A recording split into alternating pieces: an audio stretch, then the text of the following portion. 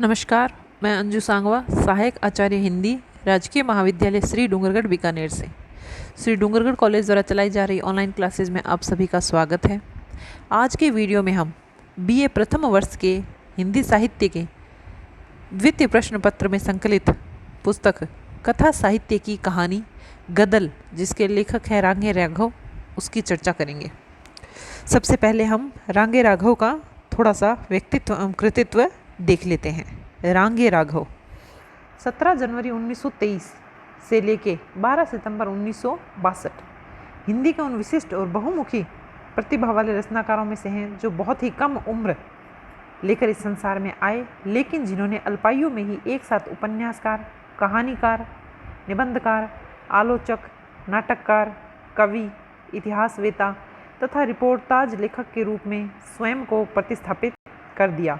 साथ ही अपने रचनात्मक कौशल से हिंदी की महान सृजनशीलता के दर्शन करा दिए।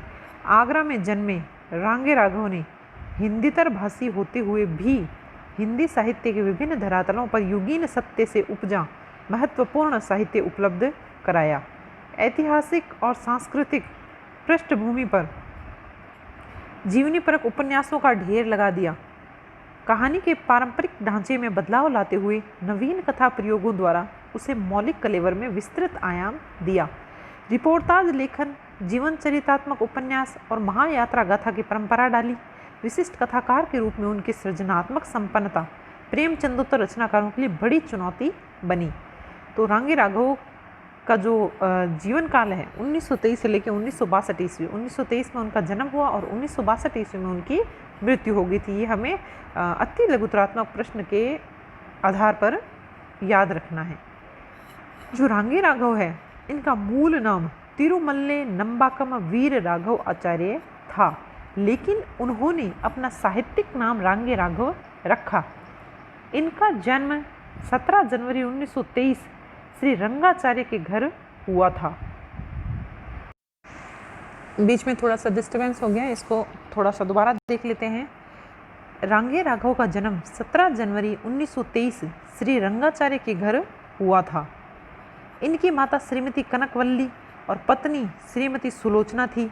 इनका परिवार मूल रूप से तिरुपति, आंध्र प्रदेश का निवासी था। वैर गांव के सहज सादे ग्रामीण परिवेश में उनको रचनात्मक साहित्य ने अपना आकार गढ़ना शुरू किया। जब उनकी सृजन शक्ति अपने प्रकाशन का मार्ग ढूंढ रही थी, तब देश स्वतंत्रता के लिए संघर्षरत था। ऐसे वातावरण में उन्होंने अनुभव किया अपनी मातृभाषा हिंदी से ही देशवासियों के मन में देश के प्रति निष्ठा और स्वतंत्रता का संकल्प जगाया जा सकता है। यूँ तो उनकी सृजन यात्रा सर्वप्रथम चित्रकला में प्रस्फुटित हुई। सन 1936 ईस्वी से लेकर 1937 के आसपास जब वह साहित्य की ओर उन्मुख हुई, तो उसने सबसे पहले कविता के क्षेत्र में कदम रखा, और इसे संयोग ही कहा जाएगा कि उनकी रचनात्मक अभिव्यक्ति का अंत भी मृत्यु पूर्व लिखी गई उनकी एक कविता से ही हुआ। उनका साहित्य सृजन भले ही कविता से शुरू हुआ हो, लेकिन उन्हें प्रतिष्ठा मिली एक गद्य लेखक के रूप में। सन 1946 ईस्वी में प्रकाशित घरौंदा उपन्यास के जरिए वे प्रगतिशील कथाकार के रूप में चर्चित हुए। 1962 में उन्हें कैंसर रोग से पीड़ित बताया गया था। उसी वर्ष 12 सितंबर को उन्होंने मुंबई, तत्कालीन बम्बई में देह त्याग कर दिया। तो ये तो था रांगे राघव का व्यक्तित्व और कृतित्व। घरौंदा उनका प्रसिद्ध उपन्यास है। यहाँ पर उनकी कहानी दी गई है गदल। अब हम उसका अध्ययन करेंगे। बाहर शोरगुल मचा। डोडी ने पुकारा, कौन है? कोई उत्तर नहीं मिला। आवाज आई, हत्यारिन, तुझे कत्ल कर दूंगा। स्त्री का स्वर आया, करके तो देख, तेरे कुनबे को डायन बन के न खा गई निपुते। डोडी बैठा न रह सका, बाहर आया। क्या करता है निहाल? डोडी बढ़कर चिल्लाया, आखिर तेरी मैया है, मैया है, कहकर निहाल हट गया। और तू हाथ उठा के तो देख। स्त्री ने फुफकारा, कड्डी खाए, तेरी सींग पर बिल्लियाँ चलवा दूँ, समझ रखियो, मत जान रखियो, हाँ तेरी आसरतू नहीं हूँ। भाभी, डोडी ने कहा, क्या बकती है, होश में आ। वह आगे बढ़ा। उसने मुड़कर कहा, जाओ सब, तुम सब लोग जाओ। निहाल हट गया। उसके साथ ही सब लोग इधर उधर हो गए। डोडी निस्तब्ध छप्पर के नीचे लगा बरेंडा पकड़े खड़ा रहा। स्त्री वहीं बिफरी हुई सी बैठी रही। उसकी आंखों में आग सी जल रही थी। उसने कहा, मैं जानती हूँ निहाल में इतनी हिम्मत नहीं, यह सब तेने किया है देवर। हाँ गदल, डोडी ने धीरे से कहा, मैंने ही किया है। गदल सिमट गई। कहा, क्यों, तुझे क्या जरूरत थी? गदल ने कहा, मुझे क्यों बुलाया है तूने? डोडी ने इस बात का कोई उत्तर नहीं दिया। पूछा, रोटी खाई है? नहीं, गदल ने कहा। खाती भी कब? कमबख्त रास्ते में मिले, खेत होकर लौट रही थी, रास्ते में अरने कंडे बिनकर संजा के लिए ले जा रही थी। डोडी ने पुकारा, निहाल, बहू से कह अपनी सास को रोटी दे जाए। भीतर से किसी स्त्री की ढीठ आवाज़ सुनाई दी, अरे अब लोहारों की बेर आई है, उन्हें कोई गरीब खोरियों की रोटी भाएगी? कुछ स्त्रियों ने ठहाका लगाया। निहाल चिल्लाया, सुन ले परमेश्वरी, जग हंसाई हो रही है, खोरियों की तो तूने नाक कटा कर छोड़ी। गुन्ना मरा तो 55 बरस का था, गदल विधवा हो गई। गदल का बड़ा बेटा निहाल 30 वर्ष के पास पहुंच रहा था। उसकी बहू दुल्ला का बड़ा बेटा 7 का, दूसरा 4 का और तीसरी छोरी थी जो उसकी गोद में थी। निहाल से छोटी तरा ऊपर की 2 बहनें थी, चंपा और चमेली, जिसका क्रमशः झाज और विश्वारा गांव में ब्याह हुआ था। आज उनकी गोदियों से उनके लाल उतरकर धूल में घुटरों चलने लगे थे। अंतिम पुत्र नारायण अब 22 का था, जिसकी बहू दूसरे बच्चे की मां बनने वाली थी। ऐसी गदल इतना बड़ा परिवार छोड़कर चली गई थी और 32 साल के एक लोहारे गुज्जर के यहाँ जा बैठी थी। डोडी गुना का सगा भाई था, बहू थी, बच्चे भी हुए, सब मर गए, अपनी जगह अकेला रह गया। गुन्ना ने बड़ी बड़ी कही, पर वह फिर अकेला ही रहा। उसने ब्याह नहीं किया, गदल ही के चूल्हे पर खाता रहा, कमा कर लाता वो उसी को दे देता, उसी के बच्चों को अपना मानता। कभी उसने अलगाव नहीं किया। निहाल अपने चाचा पर जान देता था और फिर खारी गुज्जर अपने को लोहारों से ऊंचा समझते थे। गदल जिसके घर बैठी थी उसका पूरा कुनबा था। उसने गदल की उम्र नहीं देखी, यह देखा कि खारी औरत है, पड़ी रहेगी। चूल्हे पर दम फूंकने वाले की जरूरत भी थी। आज ही गदल सवेरे गई थी और शाम को उसके बेटे उसे फिर से बांध कर ले आए थे। उसके नए पति मौनी को भी पता भी नहीं हुआ होगा। मौनी रंडुआ था। उसकी भाभी जो पांव फैलाकर मटक मटक कर छाछ बिलोती थी, दुल्लो सुनेगी तो क्या कहेगी। गदल का मन विक्षोभ से भर उठा। आधी रात हो चली थी। गदल वहीं पड़ी थी, डोडी वहीं बैठा चिलम फूंक रहा था। उस सन्नाटे में डोडी ने धीरे से कहा, गदल क्या है? गदल ने हौले से कहा, तू चली गई न? गदल बोली, नहीं। डोडी ने फिर कहा, सब चले जाते हैं। एक दिन तेरी देवरानी चली गई, फिर एक एक करके तेरे भतीजे भी चले गए, भैया भी चला गया, पर तू जैसे गई वैसे तो कोई नहीं गया। जग हंसता है, जानती है? गदल बुरबुराई, जग हंसाई से मैं नहीं डरती देवर। जब 14 की थी तब तेरा भैया मुझे गांव में देख गया था। तू उसके साथ तेल पिया लठ लेकर मुझे लेने आया था न? तब मैं आई थी कि नहीं? तू सोचता होगा कि गदल की उम्र गई, अब उसे खसम की क्या ज़रूरत है, पर जानता है मैं क्यों गई? नहीं, तू तो बस यही सोच करता होगा कि गदल गई, अब पहला सा रोटियों का आराम नहीं रहा, बहुएं नहीं करेगी तेरी चाकरी देवर। तूने भाई से और मुझसे निभाई तो मैंने भी तुझे अपना ही समझा। बोल, झूठ कहती हूँ? नहीं गदल, मैंने कब कहा? बस यही बात है देवर। अब मेरा यहाँ कौन है? मेरा मर्द तो मर गया। जीते जी मैंने उसकी चाकरी की, उसके नाते उसके सब अपनों की चाकरी बजाई, पर जब मालिक ही नहीं रहा तो काहे को हड़कंप उठाऊं? यह लड़के, यह बहुएं, मैं इनकी गुलामी नहीं करूंगी। पर क्या यह सब तेरी औलाद नहीं बावरी?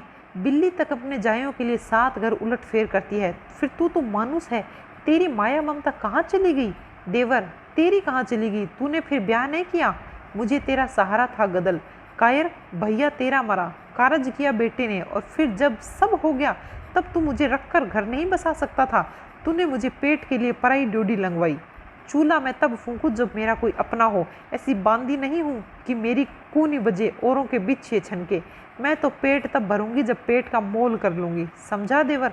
तूने तो नहीं कहा तब।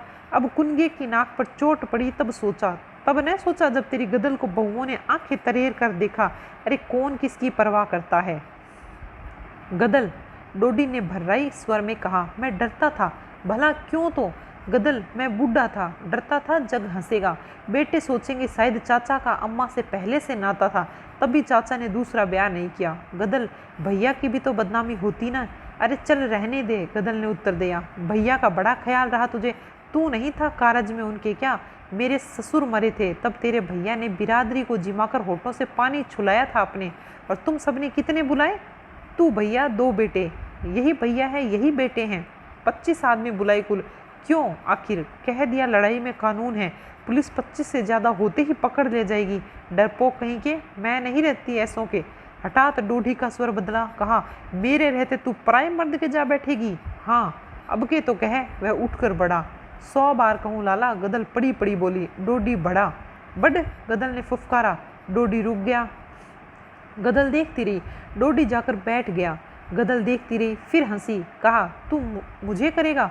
तुझ में हिम्मत कहाँ है देवर? मेरा नया मर्द है न? मर्द है, इतनी सुन तो ले भला। मुझे कहता है तेरा भैया ही फिर मिल गया है मुझे। तू वह रूखी मर्द है? अरे कोई बेर से गिग्याता है? बढ़कर जो तू मुझे मारता तो मैं समझती तू अपनापा मानता है। मैं इस घर में रहूंगी? डोडी देखता ही रह गया।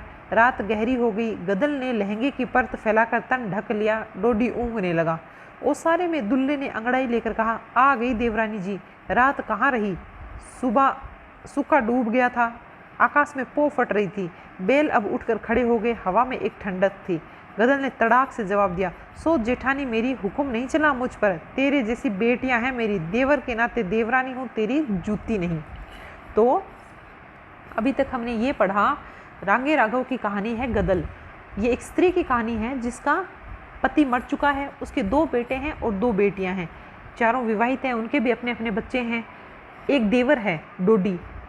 वो गदल चाहती थी कि उसके पति की मृत्यु हो जाने के बाद उसका देवर उससे शादी कर ले, लेकिन उसके देवर ने उससे शादी नहीं की क्योंकि उसे जग हंसाई का डर था कि अगर उसने शादी की तो उसके भतीजे सोचेंगे कि चाचा और अम्मा का पहले से ही कोई नाता रहा होगा। इसी डर से उसने गदल को नहीं अपनाया।